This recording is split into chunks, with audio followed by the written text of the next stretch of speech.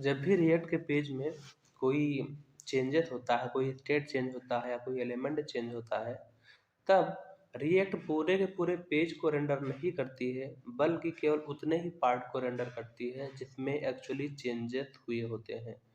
चूंकि पूरा का पूरा पेज रेंडर नहीं होता है, इसीलिए ये रिएक्ट का जो पेज होता है काफ़ी एफिशिएंट और फास्ट हो जाता है। रिएक्ट ऐसा करती कैसे है?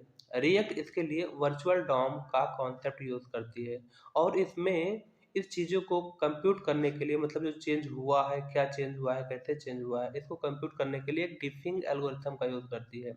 तो इसमें वर्चुअल डॉम के कॉन्सेप्ट में होता क्या है, जैसे ही कोई चेंजेस हुआ वैसे ही रिएक्ट अपने वर्चुअल डॉम को कंपेयर करती है और चेक करती है कि क्या चेंज हुआ है।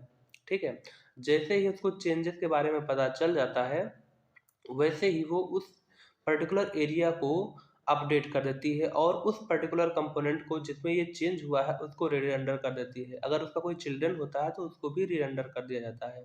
ठीक है, तो जैसे ही कोई स्टेट या एलिमेंट चेंज होता है वैसे ही रिएक्ट कंपेयर करती है और अपडेट कर देती है उस पर्टिकुलर कंपोनेंट को, मतलब अपडेट कर देती है और फिर उसका रेंडर कर देती है।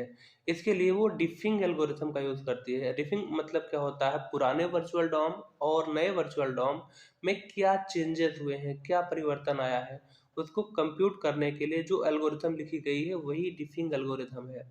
तो रिएक्ट क्या करता है, रिएक्ट सबसे पहले देखता है जैसे ही कोई स्टेट या एलिमेंट चेंज होता है वैसे ही वो डिटेक्ट करता है अपने पुराने वर्चुअल डॉम और नए वर्चुअल डॉम को कंपेयर करता है, देखता है क्या चेंजेस हुए हैं। जैसे ही चेंजेस को पता चल जाते हैं, वो उस पर्टिकुलर कंपोनेंट को पहले अपडेट करता है, फिर री-रेंडर करता है और ये जो री-रेंडरिंग होती है, ये री-रेंडरिंग एक्चुअल डॉम में आपको दिख जाती है। तो इस पूरे प्रोसेस को, इस पूरे प्रक्रिया को मतलब कंप्यूट करना कि क्या चेंजेस हुए हैं और उसको अपडेट करके री-रेंडर करना, इसको हम लोग रिकॉन्सिलेशन कहते हैं। ठीक है, अब क्वेश्चन ये आता है कि हम लोग वर्चुअल डॉम को क्यों यूज़ करते हैं, एक्चुअल डॉम को क्यों नहीं यूज़ करते हैं? देखो, जो एक्चुअल डॉम होता है उसमें वो काफ़ी हैवी होता है, ठीक है ना? उसमें बहुत सारी प्रॉपर्टीज़ होती हैं जिनकी हमें ज़रूरत भी नहीं होती है। 150 से 200 के लगभग मतलब प्रॉपर्टीज़ होती हैं और उनको अगर यूज़ करेंगे तो काफ़ी हैवी हो जाएगा, चेंजेस को डिटेक्ट करना काफ़ी मुश्किल हो जाएगा।